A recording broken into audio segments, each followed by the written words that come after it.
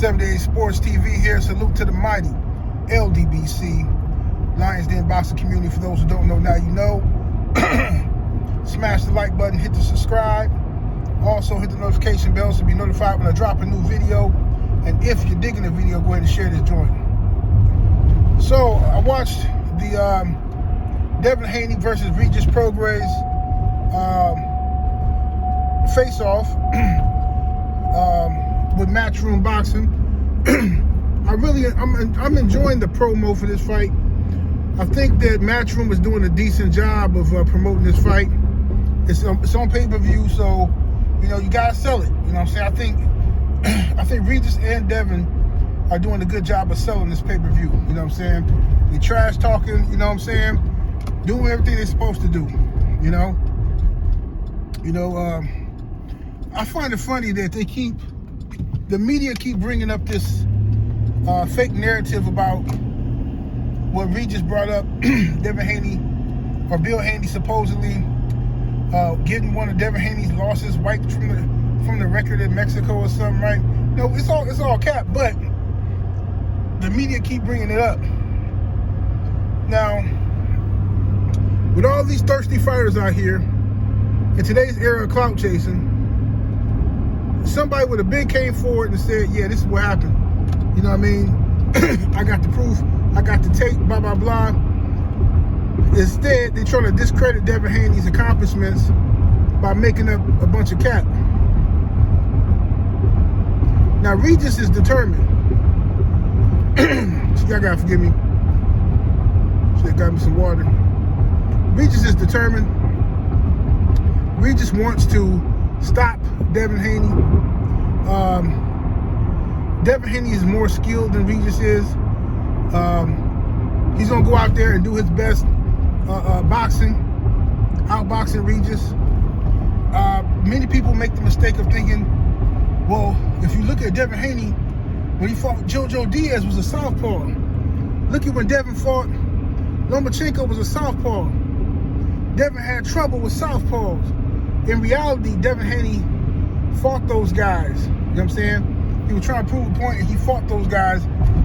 For the most part, stood toe-to-toe and fought in the pocket. He's not going to do that with Regis. Okay? Not for the whole fight, he's not. So, he's going to box Regis. All right? And from there, we'll see what happens after that. We'll see what Team Haney wants to do after that. But Team Haney has options. You know what I'm saying? You got the option of fighting a guy like Gervonta Tank Davis if he ever decides he wants that fight. Because all Tank got to do is raise his hand and that fight happening anytime he wanted. You got that option. You got Ryan Garcia is an option. Speaking of Ryan Garcia is fighting. He's fighting next month, a couple weeks or something, or next week, whenever Ryan Garcia fighting, and his fight is not sold out at all. They got half the arena blocked off, so they're only selling tickets for a small portion of the arena. And somebody just bought some floor tickets like a week ago for a couple $100, floor seats. So this is the point that I've been making for years, where I kept trying to tell y'all, you're falling for the hype. Ryan Garcia has never been a star. They told you he was a star. A bunch of creepy old men who liked the way this kid looked. You understand me? A bunch of creepy old men who liked the way this kid looked told you he was a star, and y'all bought into it. Everybody bought into it. Even people from the PBC who knew that this kid wasn't a star on paper, financially he wasn't a star, they still allowed this myth to be portrayed that Ryan is some star, okay? So they tricked people into believing in it when he fought Tank. So a lot of people showed up to buy the Tank Davis Ryan Garcia fight based off of the perception of you getting this great fight from two stars. But prior to Ryan fighting Tank, Ryan hadn't sold out nothing.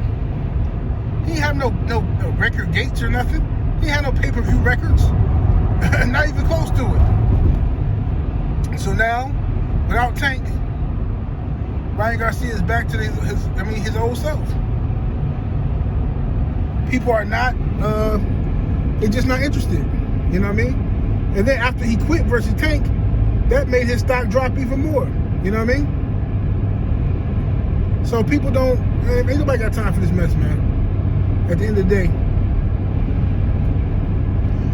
But Devin Haney got options. He can fight Ryan. They even talking about possibility of one day going to 147 and fighting the likes of Keith one-time Thurman. You know what I mean? Fighting Keith one-time Thurman. Now Keith hasn't had any fights in a long time. I think the last fight Keith had was Mario Barrios. Keith saying that they're trying to get him out of boxing. But in reality, from what I heard, Keith is turning down a lot of fights. You know, he turned down the Ugas fight. Keith is turning down a lot of fights. Don't know what's wrong with Keith Thurman at this point in time. But, you know, Keith Thurman versus Devin Haney. First, I got to see how Devin look versus a big puncher like Regis.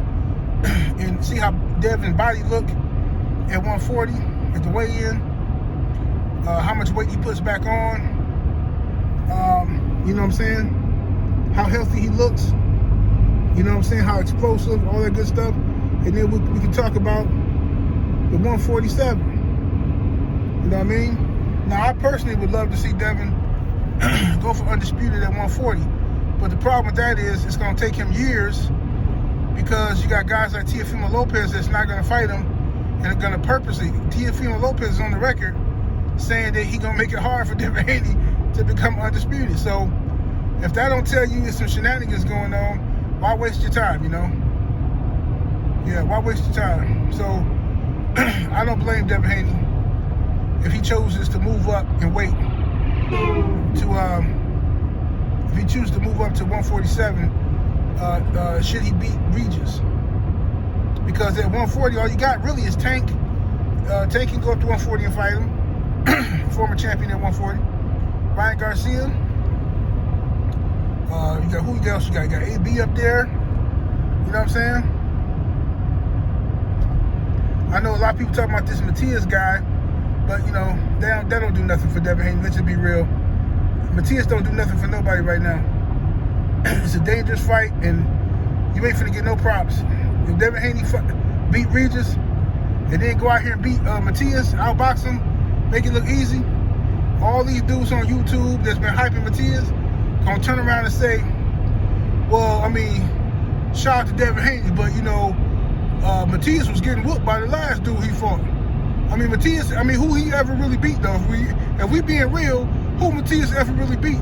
What did he ever do? Yeah, he knocked some people out, but who did he really knock out? This is what people gonna start saying. Y'all know it. We done seen this story before. So, yeah, Matias, he's solid, but you know, there ain't nothing Devin Haney needs to be chasing down or nothing. That's not no huge fight or nothing. It'd be different if he had a couple belts. Like if he was like a unified champion at 140, then that's different. Because now you can, you know, beat him and get one step closer to being undisputed, you know.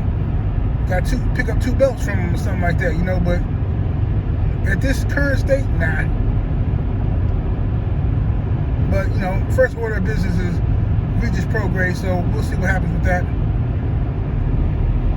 But anyway, I'll holler at y'all in a minute, man. 78 Sports TV. Salute to the mighty ODBC. Y'all smash that like button. Hit the subscribe. Turn on your notification bell so you be notified when I drop a new video. I'm about to hit over. Deuces.